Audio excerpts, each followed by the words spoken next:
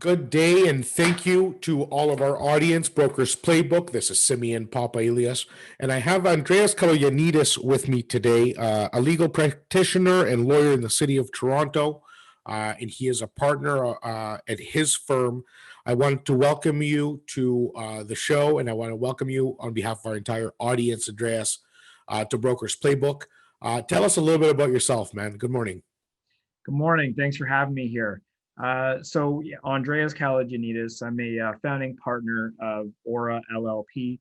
We are a business and real estate law firm in downtown Toronto. Our practice is specialized in business and real estate issues. On the real estate side, it's commercial transactions and residential transactions and anything in between. Amazing. And how long have you guys been doing the thing, man? So our firm was started in April 2019.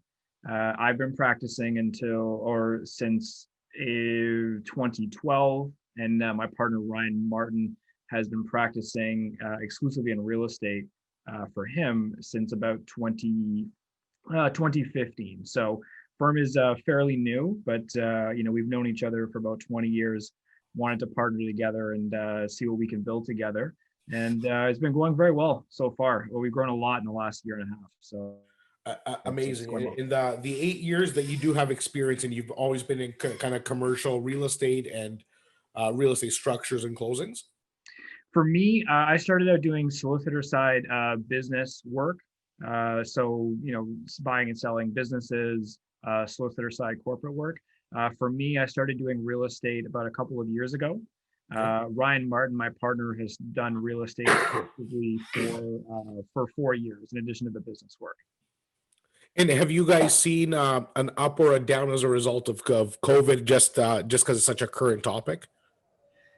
It's been interesting because COVID has just disrupted the entire market and the sales cycle. So it's really changed. So what we've seen is at the beginning of COVID, say March, April, there was a bit of confusion. Everyone was in wait and see mode, especially with respect to residential, because typically that's the busy time. But then again, this threw the wrench into the gears, and no one knew what was happening.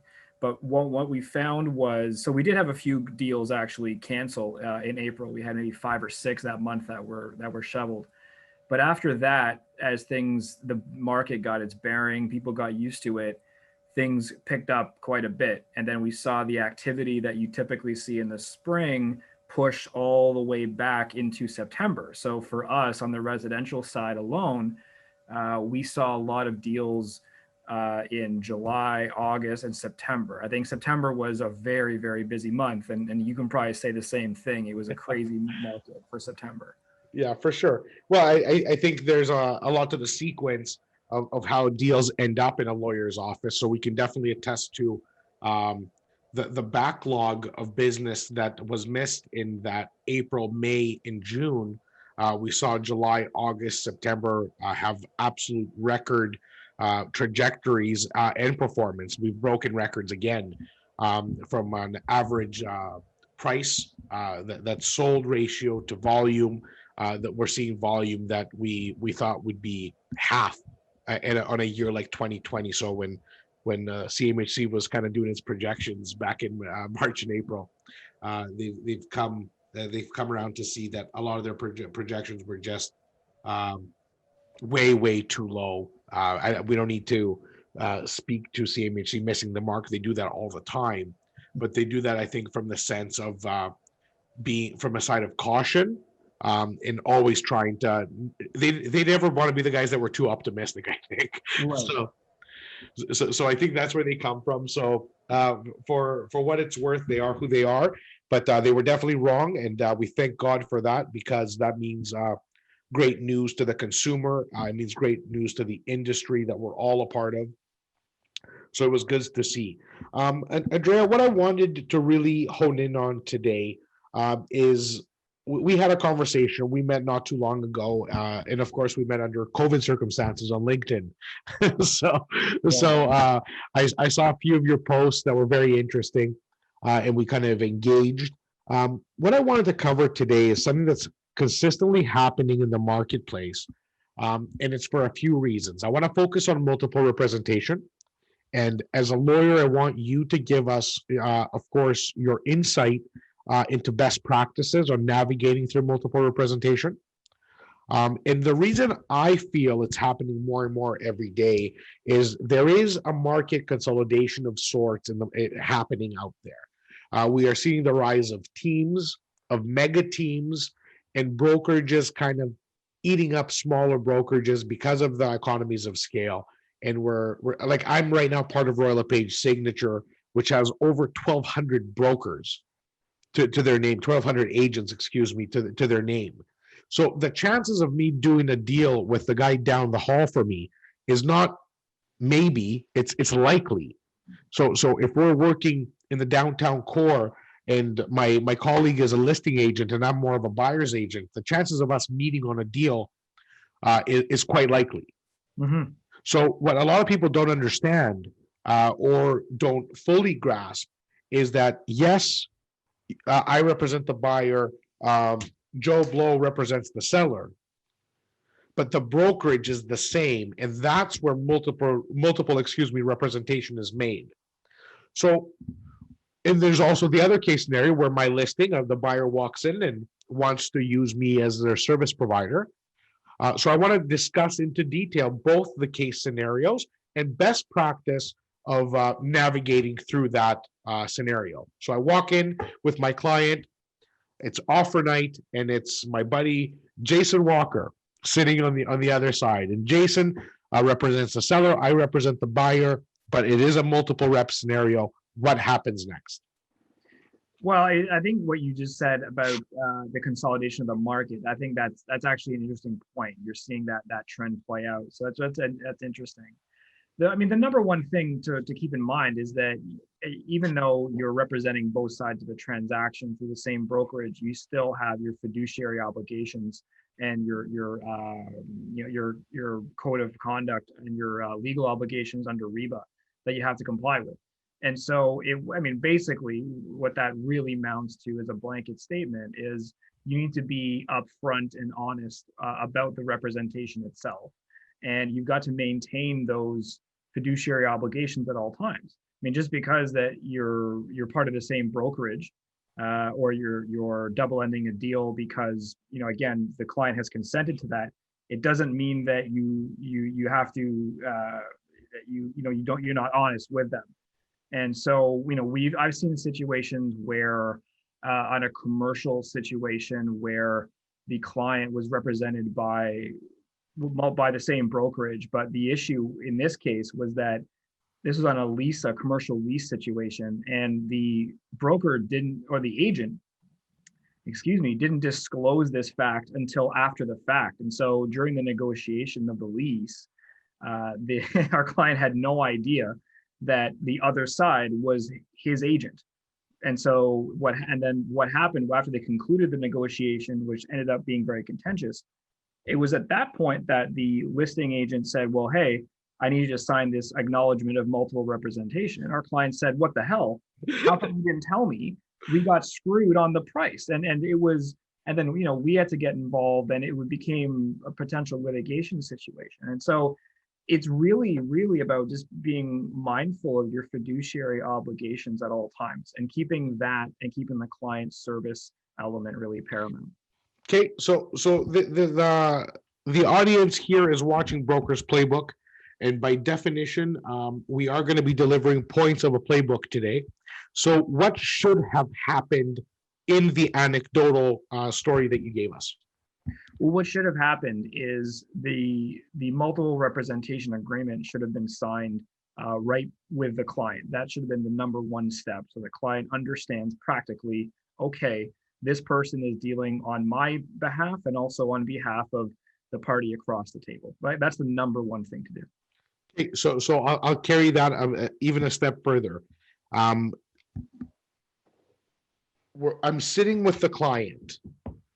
What is it that I need to say, and what do I owe him? So the problem with representation in this business and why it can evolve, it's almost, and I don't want to say it's not worth it, because that's a business decision for every man or woman to make for themselves, is I personally do not like multiple representation, and it's very rare, if ever, that I engage in it.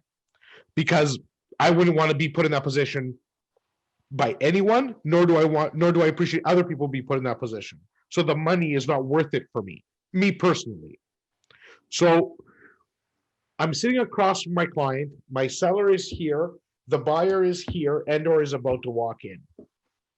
And the listing agent says, did you tell him that I'm sick, for example?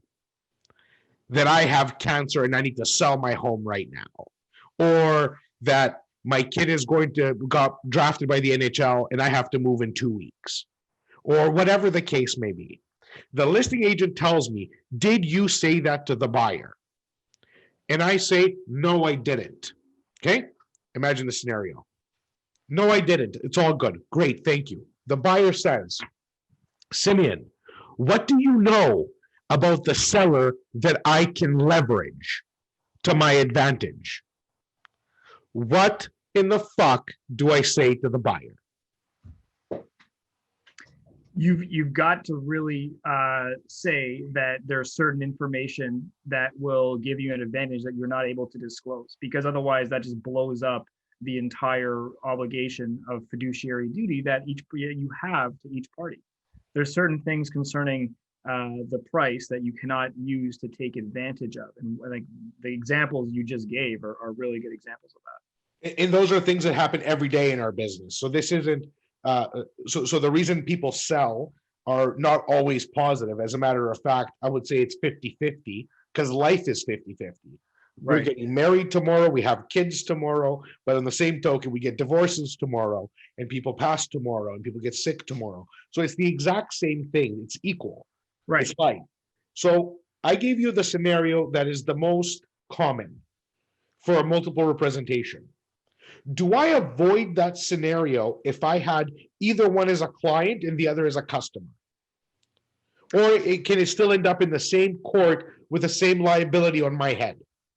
It doesn't really matter. And I would say that practically it doesn't matter.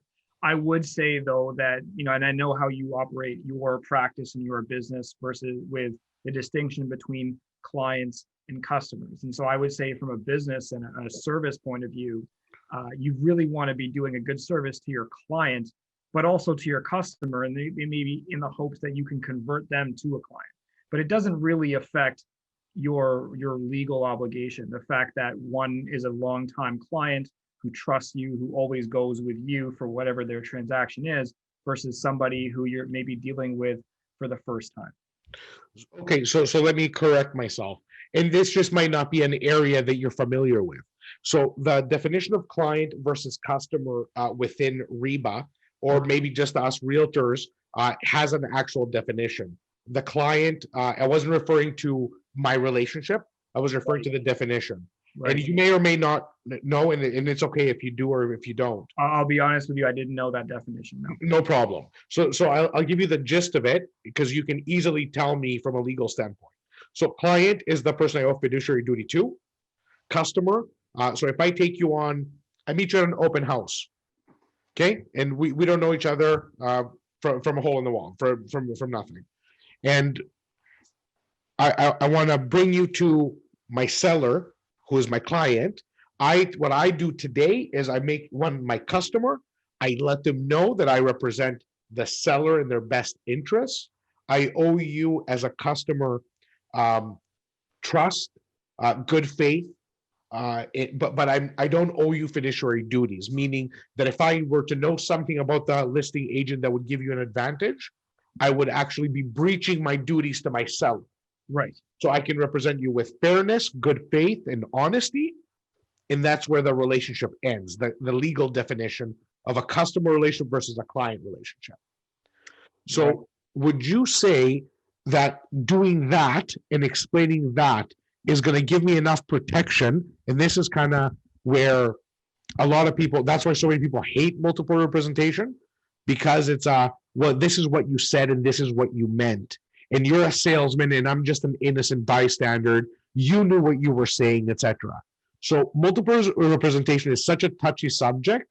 And that's kind of where I want you to weigh in with best practice from do you put stuff in writing? Do you get them to, what should we do as realtors to mitigate against the he said, she said? What would you say would be a good way of doing that and still making money, doing our No, job? absolutely. I think there's two comments I have. The first is being honest and being transparent about what your obligations are. And so if that person is a customer and you've got specific obligations under REBA to this person as a defined customer, you should be upfront with those and tell them what you can and cannot say and at what points you can and cannot disclose certain information. Further, I would also add that you should also be clear as to when a customer becomes a client and Right. when the definition would change, because that changes the level of disclosure and fiduciary obligations that you might have. The other thing practically is to get everything in writing and to put things in writing. And I do this as lawyers all of the time. This is a best practice for lawyers. It's a best practice for anybody who's in business, but especially in a situation like this, it's very important to put something in writing. So meaning if you have a conversation, say over text message or over the phone, I would recommend that you confirm that in writing through an email contemporaneously so that everyone is on the same page at all times. So much of this is about keeping the client updated and keeping them in the light, so to speak, about exactly where they stand. Because Well, then the absolute number one complaint any client has about their realtor is communication. oh yeah, That is by far the number one. it's the same here where clients, in the legal business, people just want to know what's going on. And that's the biggest thing. So the more communication you have and the more clear you are, the better. The more opaque you are as a realtor or as a broker, the less chance of maintaining that relationship you're going to have. And the more you might end up in litigation after the fact, which is, of course, even worse. And you always want to avoid that. Of course. Okay, well, thank you so much. I think that really gives a line of insight on the matter. And I think what comes out of this is, should you be in a multiple representation scenario, I think even in the heat of battle, which the Toronto market unfortunately puts us in all the time, where you have literally seconds to think and compete against other offers and strategy, etc. I think it's going to be super important to know that you take a deep breath, think of the actions, think of the words that are coming out of your mouth, and maybe take the time to get that text, get that email instruction, putting in your notes and mitigating kind of your exposure to the actions being taken under multiple representation. Absolutely. I mean, you've got nothing to lose really and everything to gain, because you can legally and ethically pull off a multiple representation situation, but it requires more care to stick handle that situation. And so the more above board and upfront you are, the more you put things in writing with your client, that's going to help you. Amazing. So I think that's good from the conflict of interest and multiple representation and disclosure. I think that's the key there. So it's going to be disclosures all the way across. The number two question that I'm getting from the field, and this is all, we put out a couple social posts, give us some suggestions as to what questions you want to know from a lawyer's perspective. The number two is always the confusion of HST included in or excluded out of a residential and or commercial transaction. Right. You can shed some light on where do we start and how do we finish this always contested, oh, it's included in, but don't worry, it's a flow through and this, right, that, and the other. We're realtors, we're not accountants, we're not CPAs. What are the fundamentals of HST included in or not? So typically an HST will be included in 4 separate instances. And so the first instance is where the property is residential and it's a new construction or it's been substantially renovated. The second one is where the property is residential but contains an element of commercial or non-personal use or vacant land. Of course, where the property is commercial, that's HST is going to apply there. And then, of course, in regards to the transaction on broker fees, other fees like this, HST is payable. Okay. So in APS, like you mentioned, the whole thing becomes, again, is it in addition to, or is it excluded from the price. Like that becomes the entire thing, and it's very important as a real estate professional to understand the implications of that. Who has to remit HST? Who's responsible for what?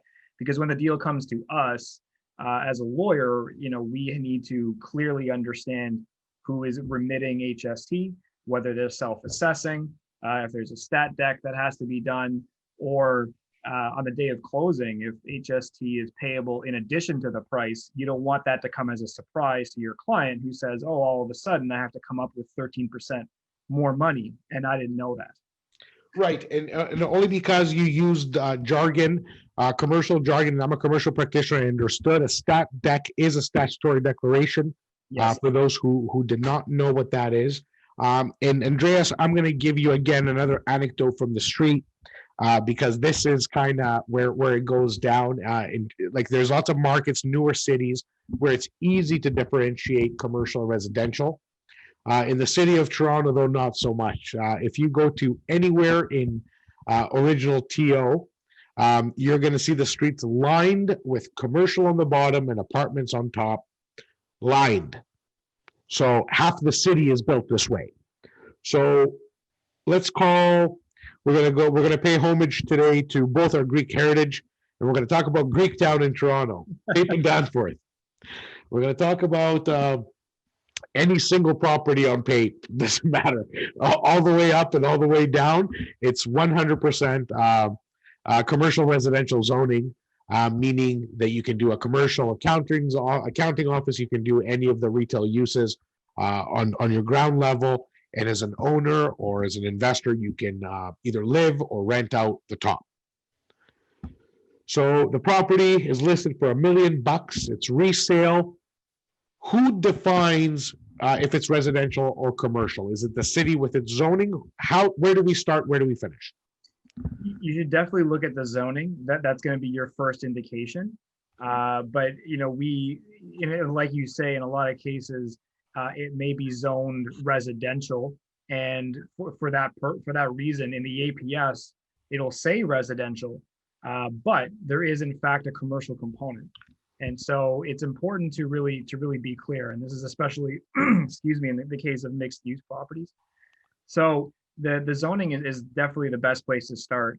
And then I would also look at how the taxes were paid before, because when we're assessing HST, what is important is to look at what the use of the property or the share of the use of the property, if it's mixed use, what was the HST situation before the purchase, and not necessarily the proposed use after the purchase. Okay, so that's a great point and great insight.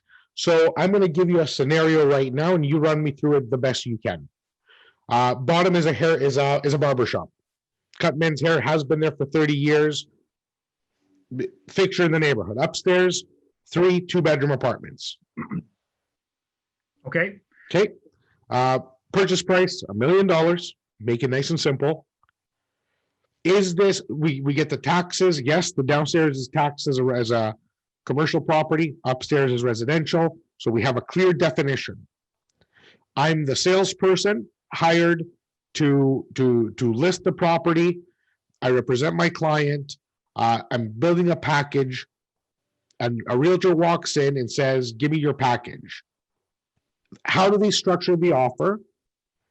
Is the HST included in, or is the HST not included in the purchase price? So there's a couple of things that I think you should do. The first thing in structuring the offer is that in this scenario that HST is applicable to some degree. So what you're going to want to include in the APS is an indemnity from the buyer to the seller to promise that the buyer is going to be liable for the HST. The mechanism through which they're going to be liable is a different story. It's more of a mechanical issue, but you'd want to include in the HST an indemnity that the buyer is responsible, and they're going to release the seller from any obligation post-closing with respect to the HST. So I'm gonna stop you. I'm a first-year real estate practitioner. Right. Just started. I don't know my head from my ass from HST or accounting or anything of that nature, and I don't want to find out either. Today's not the day I want to learn. Right. I want to make an offer on this building. Am I better off keeping my nose completely out of it by simply stating that the HST will be dealt with by, so my offer is $1 million. HST is crossed out and initialed. See Schedule A. What's a clause that I can put in that puts the onus on due diligence by an accountant and a lawyer? You could cross out HST. I think what you could say though is that HST it is in addition to, because frankly it is. You're there, when something is there's a commercial element to it. Period. There is going to be some kind of HST. Okay. So I think you would say, listen, it's in addition to, but then with the other side or in the schedule to the APS, again, like I said, you can include that indemnity to put everyone's mind to the fact that you have thought about this, and then also educate your client to say, okay, well, there is going to be HST if you're representing, say, the buyer, right, who's going to have to pay HST. You know what it is. Maybe you don't know exactly how much and what proportion, because in this case, the HST is payable on the commercial element. So if the commercial element is, say, 30 or 40%, and the residential is the balance, the HST is payable on that 30 or 40% that is commercial. Is the percentage done by square footage, or is it done by, how is that determined? The percentage is done by approximate square footage, yes. Okay. So if we have 1,000 square feet and 1,000 square feet, it would be a 50-50 property. If it's the same floor plate, would that be correct? It would be 50% residential, 50% commercial? Yes, for the purpose of this calculation, yeah. Perfect. So in that case, would the 13% HST apply to 500,000, or is there a different valuation component that the two parties can negotiate? Is it simple as saying 50-50, or is it my residential is worth 2 million or 800,000, my commercial is worth 200,000 because the rent sucks downstairs? Right. It's payable. This is a good accounting question, actually. It is payable based on the actual value. So it's going to have to be linked to not the square footage, but the value. So if the residential value of that $1 million property, for argument's sake, is 700,000, and the appraised value of the commercial space is 300, then the HST is levied on the 300. Perfect. And who makes the determination quickly? Like, what would be the easiest path of getting to that answer? The easiest way would be through an appraisal or through an accountant. Perfect.